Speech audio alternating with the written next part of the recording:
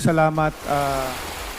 Our foreign policy is the extension of our domestic policy. And in our foreign policy, we have three pillars. First, OFW's welfare, protektahan natin. Nandiyan naman po yung Department of Migrant Workers. And then yung ipinasa nating batas na OFW Handbook. Second, yung independent foreign policy. We will be a friend to all nations and America's best friend. And also, third, we will not allow ourselves to be bullied by other countries, and not also even in our square ends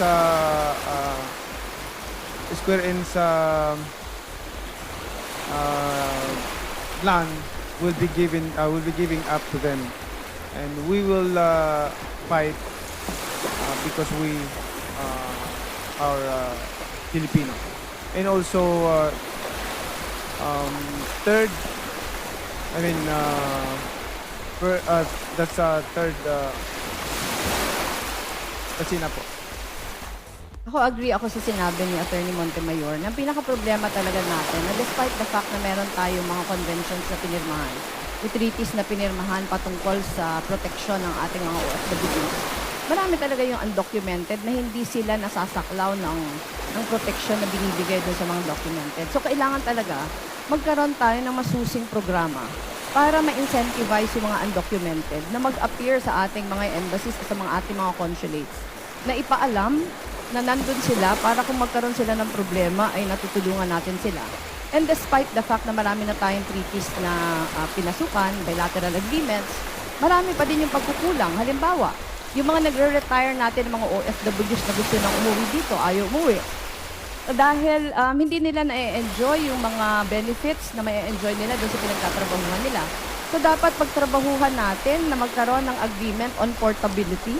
Yung portability na yung mga kasi hinulugan naman nila yun eh. Yung mga benefits, social welfare benefits, yung mga health benefits, dapat kahit umuwi na sila dito, they would still be entitled to it. Pag-uusap na lang ng dalawang gobyerno. Pero sa mas long run, ang pinaka-target talaga natin dapat na yung mga kababayan natin lumalabas na lang ng bansa para magtrabaho by choice and not out of necessity.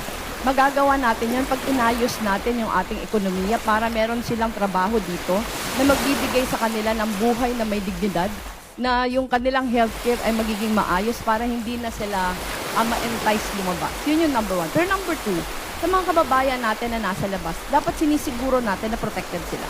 Palakasin natin yung mga embassy sa consulates na capable sila na saluhin yung mga problema ng mga kababayan natin. Matagal ko na itong pinopropose na magkaroon ng Migrant Workers Office every province para hindi lang natin natutulungan yung mga workers mismo pero sa mga pamilyang left behind. Thank you, Madam Sesiguloan. Well, tangible program. We will go beyond ASEAN, especially in Saudi. We must enter into bilateral labor agreement to protect documented and undocumented OFW or Filipinos abroad. Second, we should hire good polo officers or labor officers in our embassy. Three, OFW integration in the country by giving them opportunity to do business or farming for that matter through DA and DTI. Any of these agreements we should of course encourage as long as it is very clear to us what is the advantage to the Philippines. What the professor just mentioned was she spoke about the great powers trying to carve out spheres of influence. I reject that model that I believe no longer applies in the geopolitics of the modern world. The old Cold War thinking. We have to ply our own way.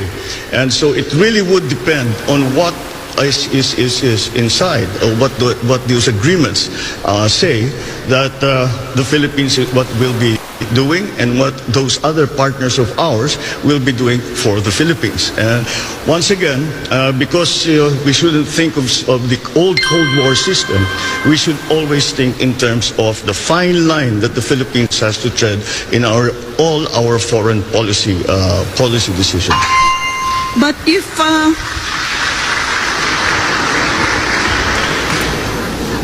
Mr. Marcos, if you reject the concept of spheres of influence, does that mean you are going to scuttle the Mutual Defense Treaty when you become President of the Republic?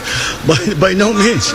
Linked to the United States of America as a defense ally. No, by no means. The relationship with the United States, our special relationship with the United States is not something that we can treat, be cavalier about. It is a very important one.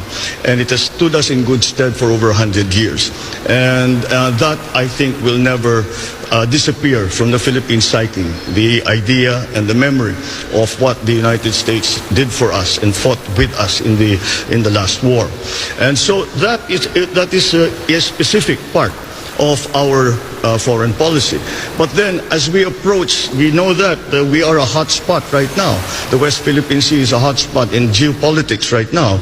And that is why we still have to find our own line in terms of all of these arrangements. Except the one simple principle is that we will not cede 1 square inch of the Philippines to any country. Karen, do I have time for one more follow-up with Mr. Marcos? Yes, Professor Carlos. Yeah. Okay. If that is the stance that you have taken, Mr. Marcos,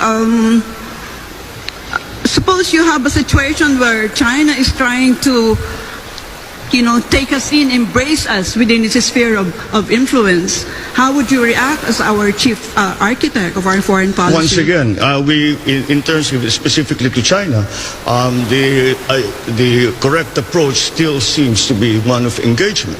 And no matter what the superpowers are trying to do, we have to work in the interest of the Philippines, and we cannot allow ourselves to be part of the foreign policy of any other country.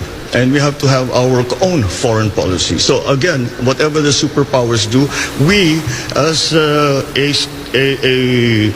highly strategic geographic, are having a highly strategic geographical location in the world, really have to walk that very, very fine line between these great powers who, I always say, these are great powers, we are in between. If they sneeze at the same time, we disappear from the map. And that is something that we always have to keep in mind. Thank you.